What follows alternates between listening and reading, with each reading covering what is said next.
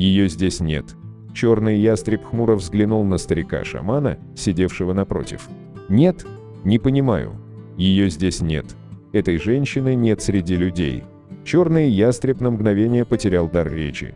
«Нет среди людей. Как это понимать?»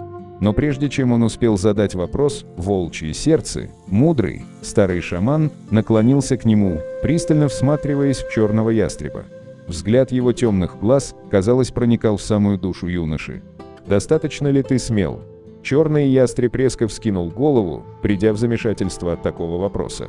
Затем с неким подобием улыбки он поднес руку к ожерелью на шее из медвежьих когтей, провел загрубевшим большим пальцем по рваным краям рубцов, олевшим на груди, следам обряда танца солнца. Волчье сердце понимающе кивнул. «Ты сильный. Ты убил медведя-гризли и принес свою кровь и страдания на алтарь Вакантанка. Но вновь спрашиваю тебя, черный ястреб, достаточно ли у тебя храбрости?» Рывком, надиво гибким и стремительным для такого великана, черный ястреб вскочил на ноги, в ярости сжав кулаки и бросив свирепый взгляд на шамана. «Что-то я не пойму твоих вопросов», — он ударил себя кулаком в грудь. «Я — черный ястреб. Я доказал свою отвагу в танце солнца у жертвенного столба. Я выиграл сражение и снял скальпы с наших врагов, Кроу и Пауни. Так к чему эти вопросы о моей храбрости?» Волчье сердце кивнул, не обращая внимания на вспышку ярости юноши, и спустя мгновение черный ястреб снова сел на место. Старик глубоко вздохнул и медленно сделал выдох.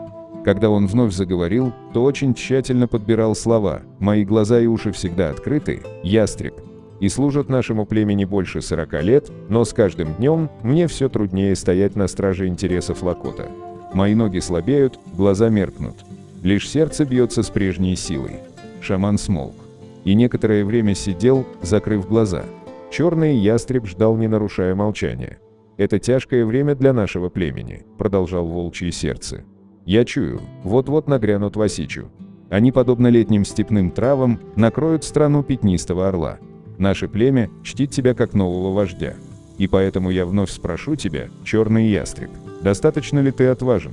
Хватит ли тебе храбрости отправиться тропой духов и понять, что сулит нам будущее? Хватит ли тебе сил для такого пути? Так ли ты храбр, чтобы войти в священную пещеру и найти обитающего там призрака?» Черный ястреб взглянул на волчье сердце, удивившись, что в жилище вдруг похолодало. Может, это погас очаг в типе? А быть может, было что-то в словах старого шамана такое, что заставило застыть кровь в жилах юноши. Пещера тропы духов. Эта притча была неразрывно связана с историей племени. Но он не знал ни одного, кто вошел бы в священную пещеру и вернулся живым, чтобы поведать о тамошних чудесах. Воин, испытующий, взглянул на старика. «Ты сам побывал в священной пещере. Вот откуда ты узнал об опасности, которая грозила нам 2 лета тому назад, и о вторжении Васичу?» Волчье сердце кивнул. «Я боюсь еще худших бед. Пусть твои глаза и ноги послужат мне. Ведь мои отказались служить». Черный ястреб поднял руку к ожерелью на шее, собранному из медвежьих когтей.